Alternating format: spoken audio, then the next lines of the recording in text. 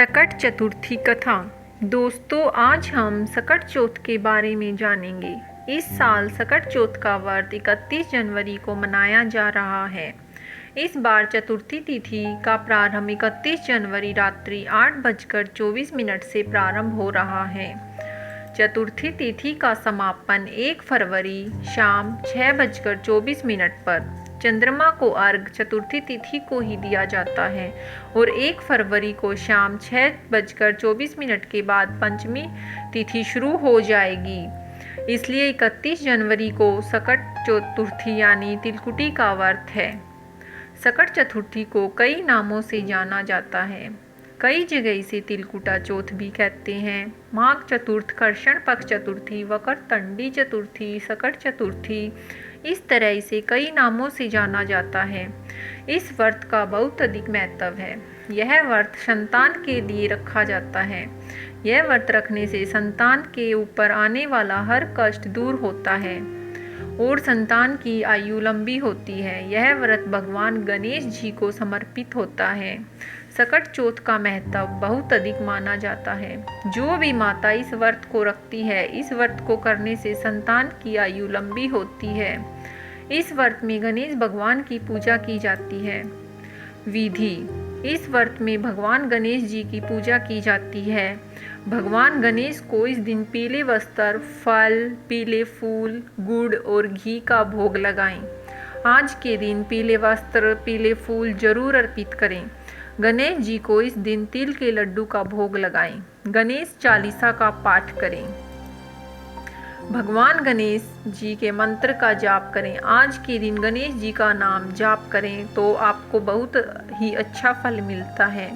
यह व्रत निर्जल होता है और शाम के समय चंद्रमा को अर्घ देकर जल और फल या अन्न ग्रहण किया जाता है। कथा: एक समय की बात है, एक बुढ़िया और उसका बेटा था। लड़का गाय भैंस चराता था। उसकी माँ सकट चौथ का व्रत रखती थी।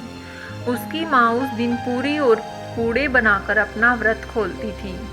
एक दिन सकट चौथ का व्रत था तो उसकी ताई चाची ने उस लड़के से कहा, तू तो सारा दिन गाय भैंस चराता है और तेरी माँ तेरे काम पर जाने के बाद पूरी और पूड़े बनाकर खाती है। यकीन ना हो तो आज घर जाकर देख लेना। जब वह लड़का घर गया तो उसकी माँ ने सच में पूड़े बना रखे थे, क्योंकि आज सकट चौथ का व्रत था। व्रत खोलने के लिए उसकी माँ ने सच में पूड़े और पूरियाँ बना रखी थी। यह सब देख उस लड़के को बड़ा गुस्सा आ गया और उसने घर छोड़ने का फैसला किया। उसकी माँ ने उसको बहुत समझाया, परंतु वह नहीं माना और घर छोड़कर चला गया।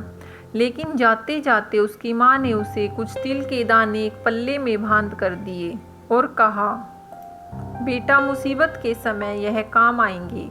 जब वह चलते चलते थक गया तो वह बुढ़िया के घर रुक गया। जिस नगर में वह पहुंचा, वहां प्रत्येक वर्ष एक व्यक्ति की बलि दी जाती थी। उस दिन बुढ़िया के लड़के की बारी थी। बुढ़िया ने उस लड़के को भोजन कराया और तिलकुटी खाने के लिए दी और वह लेट गई और लेटे लेटे धीरे धीरे रोने लगी। फिर उस लड़के ने बुढ़िया माँ से रोने का कारण पूछा कि आप क्यों रो रही हैं? तो बुढ़िया माँ ने कहा, हमारे यहाँ इस गांव में हर साल एक व्यक्ति की बलि दी जाती है। आज मेरे बेटे की बलि देने की बारी है। उस लड़के ने कहा, बुढ़िया माँ, तू घबरा मत।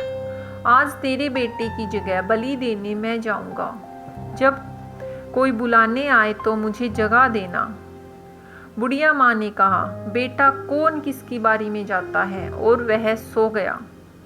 जब राजा के व्यक्ति बुढ़िया माँ के बेटे को बुलाने के लिए आए तो बुढ़िया ने बर्तन इधर उधर रखने शुरू कर दिए तो बर्तनों के शोर से लड़के की नींद खुल गई। बुढ़िया माँ बोली, उठ जा बेटा, राजा के व्यक्ति आए हैं। वह लड़का पोटली में तिल के दाने लेकर राम राम करते हुए घर से चला गया। ईंटें लगवाई गई। ईंटें लगाने से पहले घड़ा मंगवाया गया। उस लड़के ने तिल के दाने घड़े के चारों तरफ बिखेर दिए और आवे में बैठ गया। पहले तो आवा 1 सप्ताह में पकता था, लेकिन इस बार आवा 3 दिन में ही पक गया। राजा ने सेवकों को आवा देखने के लिए कहा तो सेवकों ने राजा को आवा पकने की सूचना दी। राजा ने सेवकों को ईंटें उतारने के लिए कहा तो लड़का बोला, भाई ईंटें धीरे धीरे उतारना, बीच में मैं भी बैठा हूँ। तो सेवक डर गए, उन्हें लगा कि यहाँ कोई भूत है। सेवकों ने राजा को यह सूचना दी तो राजा ने लड़के से पूछा कि तेरे पास ऐसा क्या था जिससे 3 दिन में ही आवा पक गया। उस लड़के ने बताया कि मेरी माँ मेरे लिए सकट चौथ का व्रत करती थी और उसने मुझे तिल के दाने दिए थे और कहा था कि यह तेरे संकट के समय काम आएंगे। राजा यह सब सुन बहुत खुश हुआ और अपनी बेटी की शादी उस लड़के से कर दी। और उधर उस लड़के की माँ रो रो कर अंधी हो गई। जब कुछ दिन बीत गए तो लड़के की पत्नी बोली, चलो अब अपने घर चलते हैं। बहू को लेकर वह लड़का अपने घर आया तो वहाँ उसकी माँ नहीं थी। उसे राजा बना देखकर उसकी चाची ताई और अन्य औरतें इकट्ठी हो गई और कहने लगी, असली माँ कौन है, वह इसे पहचान ले। कोई बोला मेरा बेटा, कोई बोला मेरा बेटा। फिर किसी ने कहा एक बुढ़िया है, वह अपने बेटे के गम में रो रो कर अंधी हो गई है, यह कहीं उसका बेटा तो नहीं है।